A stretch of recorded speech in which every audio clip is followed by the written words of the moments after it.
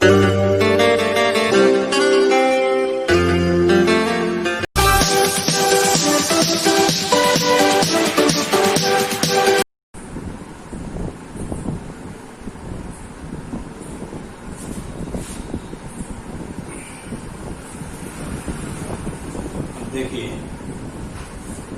हमारा जो अगला चैप्टर है, चैप्टर आपका खत्म हो चुका है। तो अगला चैप्टर है हमारा वर्क एंड एनर्जी।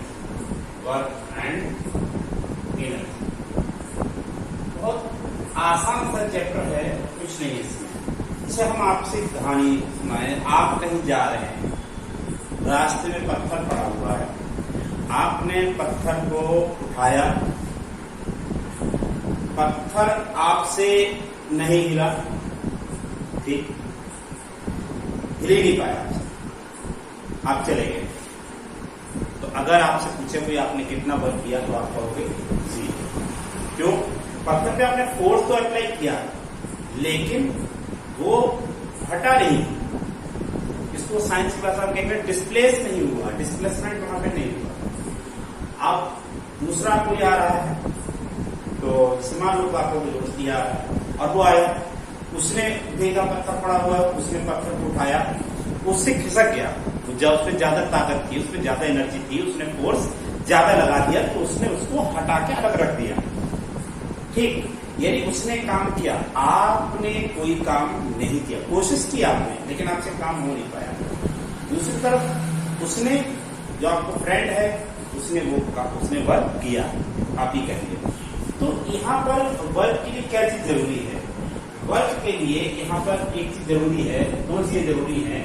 एक तो ये कि फोर्स, और दूसरा जरूरी है डिस्प्लेसमेंट। अगर दोनों में से कोई भी एक चीज नहीं होती है, तो वर्क नहीं होगा। खूब अच्छे समझिए, यानी दोनों चीजों का जरूरी है। अब इसमें कैसे वर्क होता है, क्या होता है? अब जैसे मान लो हम आपको बता दें कि आप जो हैं वो घर पे बैठे और आप एग्जामिनेशन की प्रिपरेशन कर रहे हैं। आपने ड्रॉ किए डायग्राम्स, आपने सॉल्व किए न्यूमेरिकल्स प्रॉब्लम, आपने कलेक्ट किए जो प्रीवियस ईयर के क्वेश्चंस थे वो कलेक्ट किए, आपने बहुत सारी एनर्जी इन सब कामों में खर्च की। लेकिन अगर कहा जाए आपने कितना वर्क किया, तो 0। आप गुस्सा जाएंगे, तो बताओ हमने इतनी मेहनत की सुबह से शाम तक। अगर मान लो आप इतना सब कर रहे हैं और हम आपसे कह देते हैं आपने कोई वर्क नहीं किया, तो आप गुस्साएंगे। लेकिन ये हकीकत है कि आपने इतनी सारी एनर्जी खर्च करने के बाद भी कोई भी वर्क नहीं किया। ये साइंटिफिक लॉजिक है, ठीक। क्यों? क्योंकि आपने कोई फोर्स लगा के कोई भी चीज डिस्प्लेस नहीं की, इसलिए वर्क नहीं हुआ। एक पुली अपने सिर पे वजन रख करके अगर पूरे प्लेटफॉर्म को घूमता है, तो उसके वर्क कितना हो गया? 0। वो भले ही अपनी पुरानी वाली पोजीशन पे ना आए, लेकिन वर्क में 0 है। बुक में लिखा हुआ है क्योंकि उसका डिस्प्लेसमेंट 0 है, इसलिए वर्क है। नहीं, ऐसा कुछ नहीं है। डिस्प्लेस पुली अगर अपने सिर पे वजन रख करके टहल रहा है प्लेटफॉर्म पे, तो उसका डिस्प्लेसमेंट 0 हो या ना हो, तब भी उसका वर्क डन 0 ही रहेगा। और वो कैसे रहेगा वो हम आपको बताते हैं, ठीक। अब इसमें आप क्या समझे कि वर्क के लिए दो चीजें बहुत जरूरी हैं। कौन कौन सी? एक तो फोर्स और एक, तो अगर अब यहां पर एक हेडिंग आ जाती है कि work done by the constant force, work done by constant force. जितना हम पढ़ा रहे हैं, थोड़ा सा हमारी चीजों को आप ध्यान में रख के पढ़ेंगे, और अगर ध्यान में रख के पढ़ेंगे तो पूरी उम्मीद है आपको प्रॉब्लम सॉल्व हो जाएगी, ठीक है।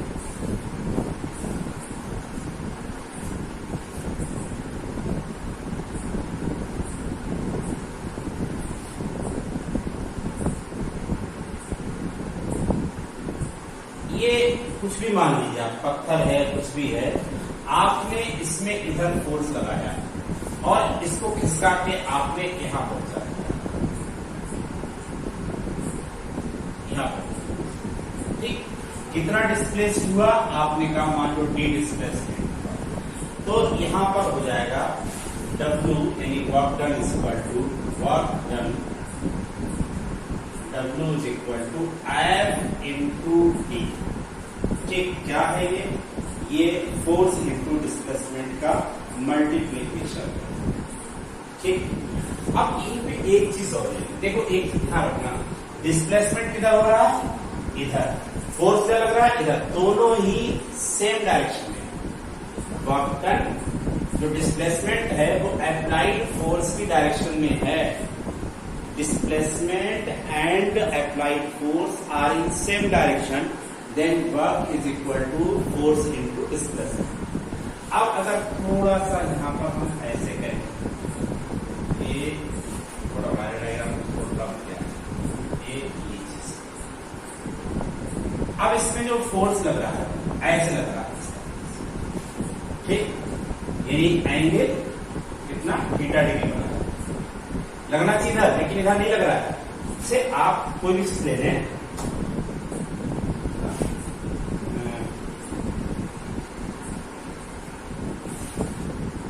हमारे पास ऐसा कुछ नहीं है, हाँ ये चीज है,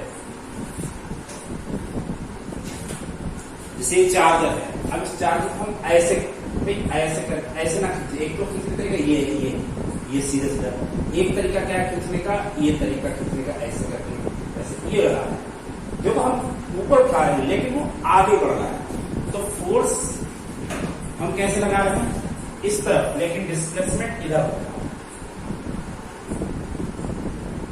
ठीक, फोर्स इधर ही है, डिस्प्लेसमेंट इधर होगा, तो ये डिस्प्लेसमेंट हो गया। तो हम यहां पर क्या लेते हैं, ये दोनों कैसे हैं, दोनों कैसे हैं, सेम डायरेक्शन,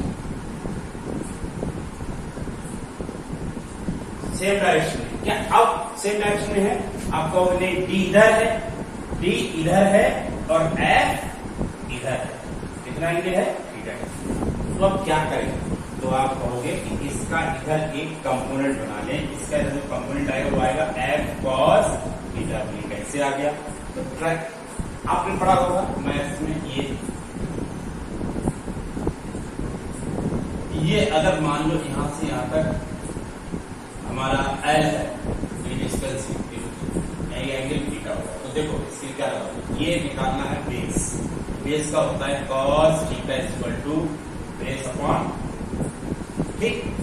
अब ये बेस हमें निकालना है और ये कितना है, एल है कॉस थीटा, तो क्या आ गया बेस, तो क्वेश्चन मार्क इक्वल टू आ गया एल कॉस थीटा, यानी जो चीज इसमें हो, आप अगर ये दिया है तो आपको यहाँ पर क्या समझे, ये एल निकालना है और ये निकालना है और ये एल दे रखा है, तो जो यहाँ पर दिया हो इस एंगल की तरफ निकालना है ये, तो इसके साथ कॉस रखेगा, जैसे मान लो ये एफ दिया है और ये हमें निकालना है, तो ये क्या हो जाएगा एफ कॉस थीटा, इसी के साथ में कॉस थीटा लगा, तो ये कॉस थीटा तो आ रहा है साथ में, एल के साथ कॉस थीटा आ रहा है, एफ के साथ कॉस थीटा लग जाएगी।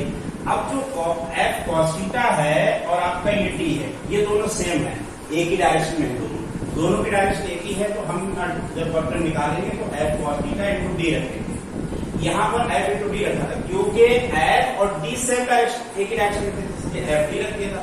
यहाँ पर एफ कॉस थीटा और डी दोनों सेम डायरेक्शन में है, इसलिए इन दोनों को हमने एक तरफ रख दिया है, ठीक, इतना है। अब देखो डेफिनेशन क्या है, यानी आप ये कह सकते हैं the product of applied force and displacement, ठीक, is known as work done, ठीक, ये कह सकते हैं, या आप इन द डायरेक्शन ऑफ कह सकते हो अप्लाइड फोर्स, ठीक, यानी work done is equal to the product of magnitude of force to the displacement in the direction of applied force is known as, क्या हो जाएगा, is known as work done, ठीक। तो हम देखो इतना हम पढ़ चुके थे, अब इसके डेफिनेशन हमने बताई भी थी कि work done is equal to the क्या होगा, product of magnitude of force and displacement in the direction of applied force, ठीक है। तो यही अब सपोज कर लें कि एक ऑब्जेक्ट है जिस पर F फोर्स लगाया जा रहा है और इसकी वजह से डिस्प्लेसमेंट हो रहा है इसी डायरेक्शन में कितना d। तो वही है, suppose the force F act on an object due to which object is placed d in the direction of attract. इससे वर्क डन क्या हो जाएगा, इन दोनों का प्रोडक्ट हो जाएगा। ठीक है, तो आ गया। अब अगर ऐसा नहीं है, ऐसे सीधे सीधे नहीं लग रहा है, फोर्स ऊपर लग रहा है, तो आप क्या करेंगे, तो इसकी डायरेक्शन कंपोनेंट निकालेंगे, इधर निकालेंगे। इसका इधर निकालना है, इधर है, तो ये हो गया cos थीटा। ठीक, कैसे था वो, कैसे था ये हमने आपको बताया था। ठीक है, तो अब हम क्या करेंगे, अब ये नहीं लेंगे, डिस्प्लेसमेंट इधर है तो इधर ये F कॉन्स्टेंट लेंगे, तो इसलिए F कॉन्स्टेंट तो D हो जाएगा, ये F कॉन्स्टेंट हमारा फॉर्मूला जाएगा।